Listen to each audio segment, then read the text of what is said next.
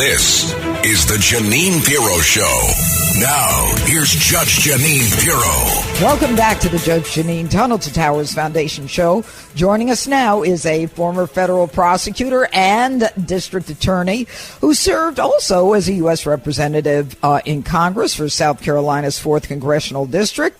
You may have seen him. I absolutely love the guy on Fox. He is a contributor on Fox. He has his own show.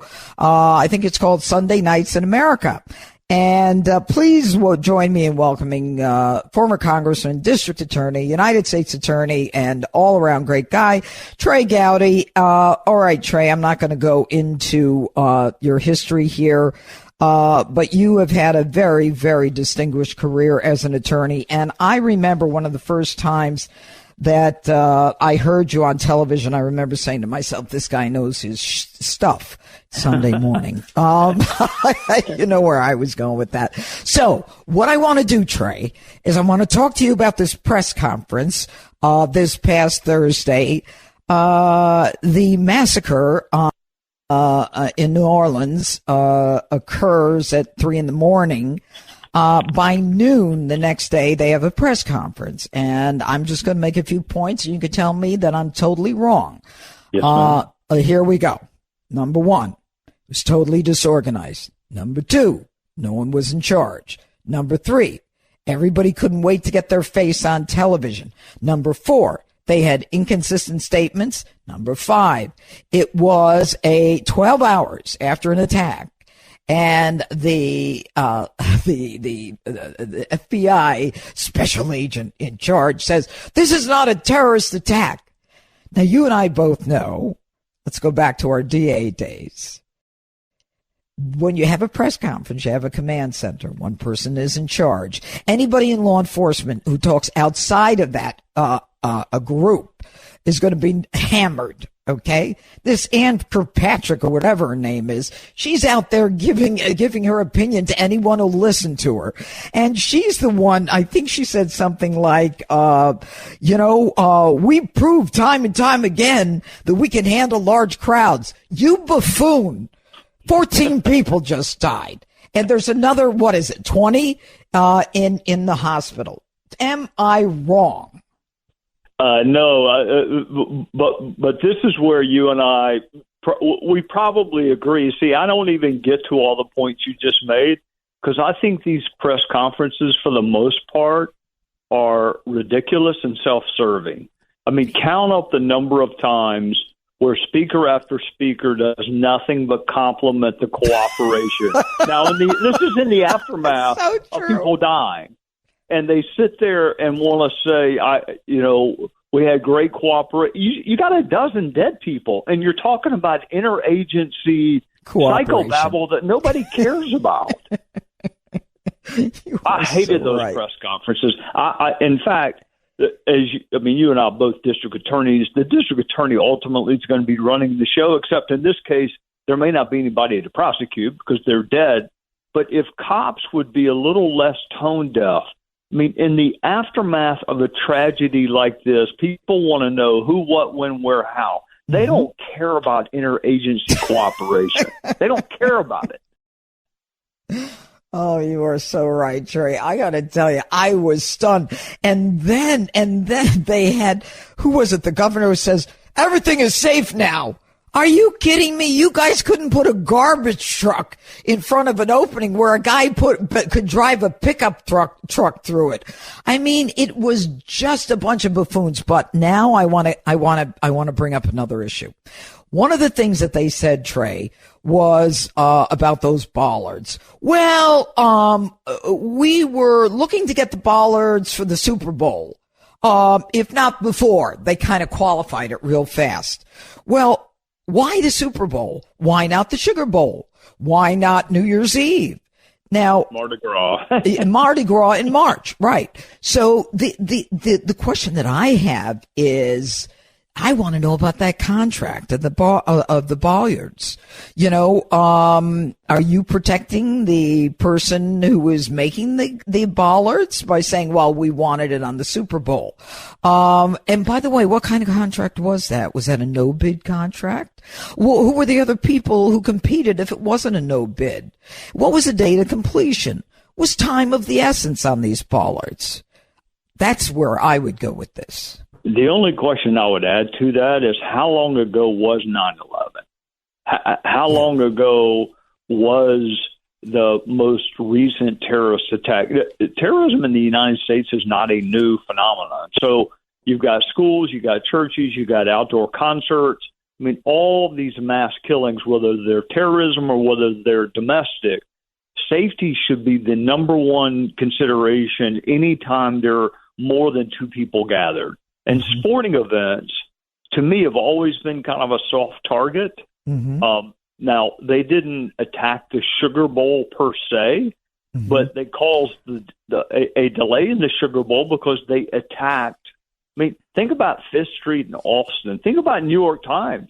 I mean, New York, for all the criticism they get in New York, at least when I am there, I do see a police presence. Oh, yeah. Which has a deterring effect, and at least in the parts of New York where I walk, there's a police presence.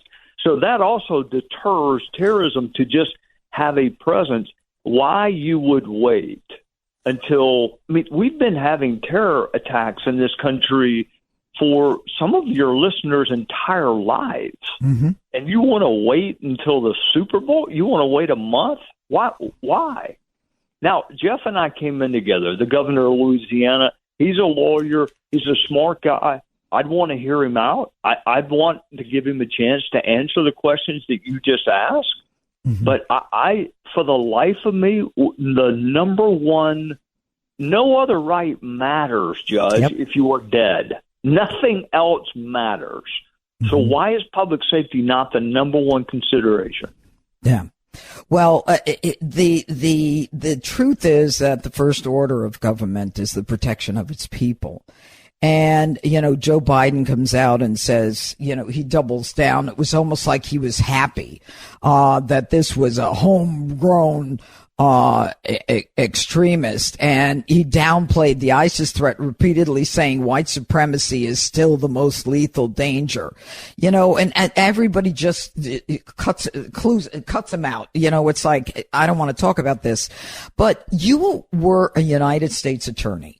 Now you've got the person in charge of the local FBI office, this Althea Duncan, and she says 12 hours later, this is not a terrorist event.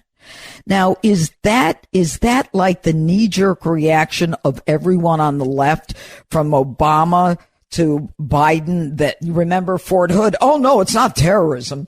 That everything that could be terrorism and that hasn't been ruled in or out yet, they immediately say it's not that. Why do they have that reaction that, no, it's not that? I mean, why wouldn't she say, we can't rule in or out what's going on yet? Because the FBI is incapable of doing that. They're incapable of saying we're still investigating, we don't know. Now, Chris Wray, correct me if I'm wrong, Chris Wray, in a congressional hearing, said we weren't sure if it was shrapnel or actually a bullet that hit former President-elect Donald Trump. This is the top law enforcement official in the country, and he gets a basic fact wrong in front of Congress. Why the FBI isn't, first of all, you and I both well know the first line of defense is state and local cops.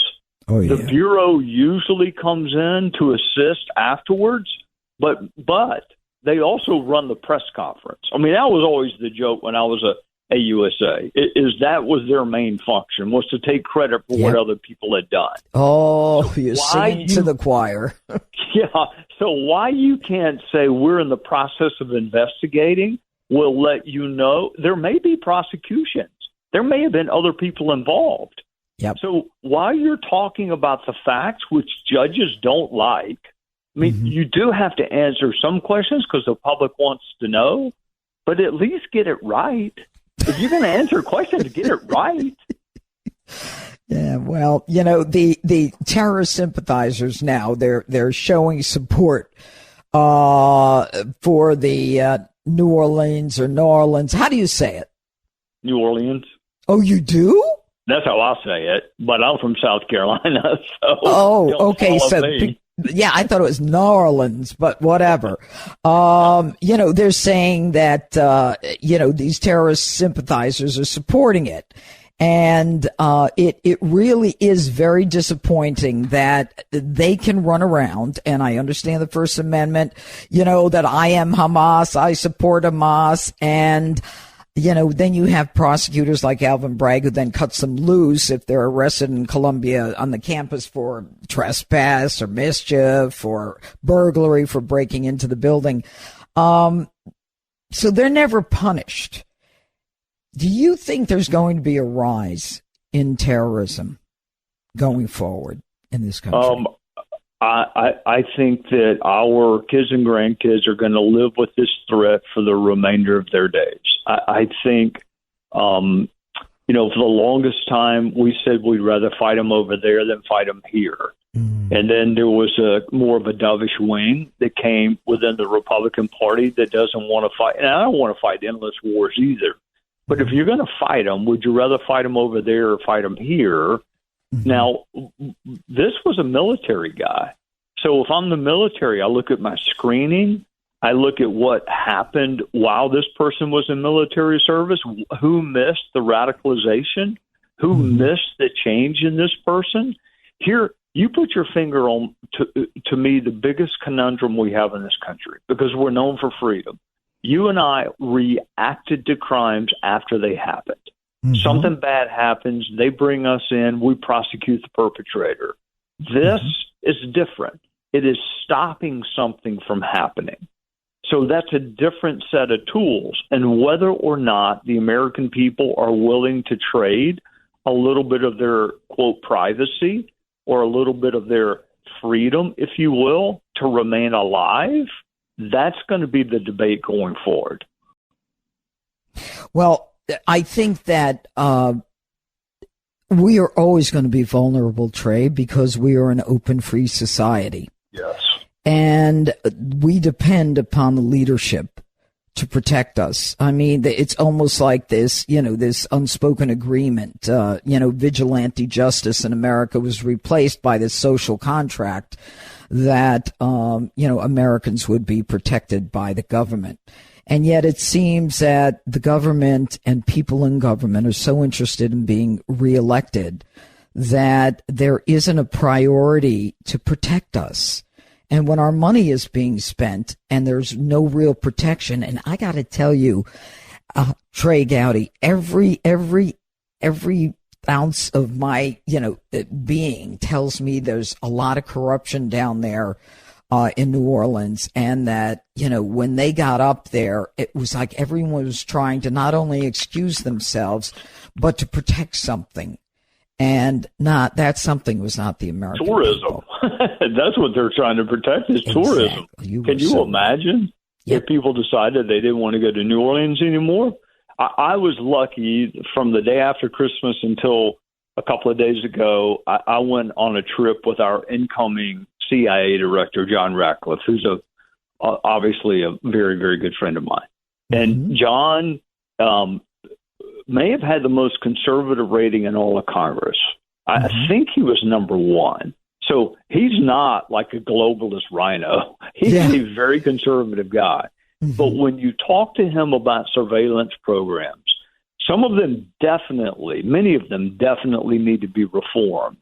But how you ask people, state and local law enforcement, by the time you have enough, quote, probable cause, you can arrest based on probable cause. Sure. So if that's the standard, then just go ahead and arrest them. The problem is you don't have probable cause at a certain point. You're caught off guard, whether it's the Boston Marathon bomber, whether it's what happened in New Orleans. You are reacting.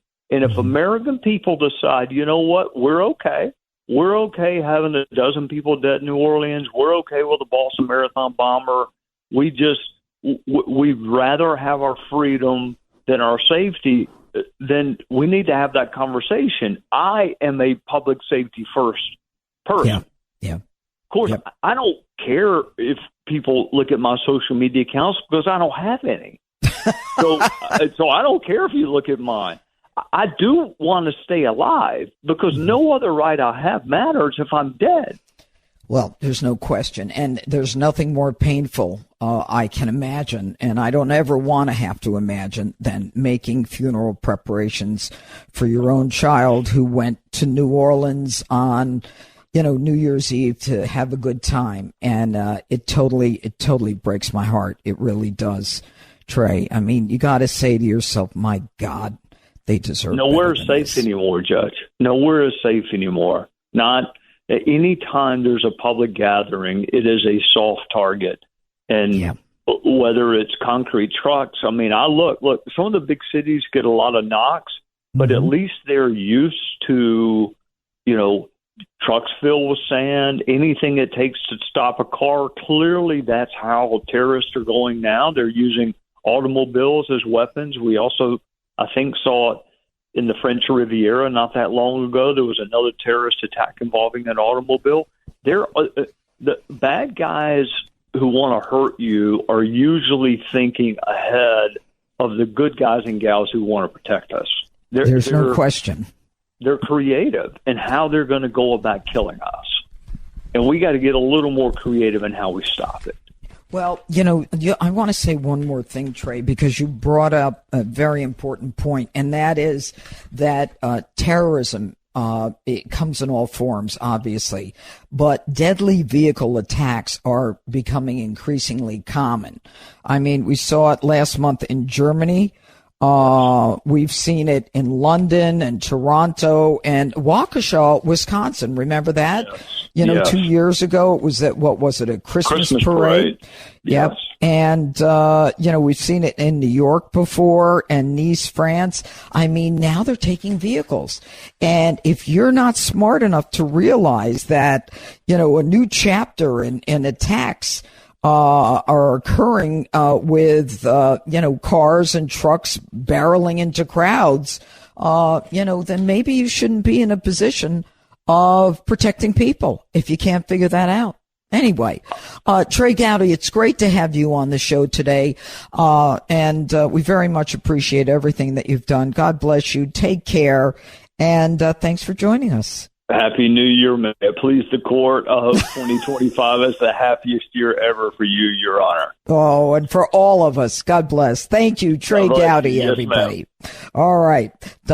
Everybody, I love the yes, ma'am. But anyway, Trey Gowdy, great guy, smart guy.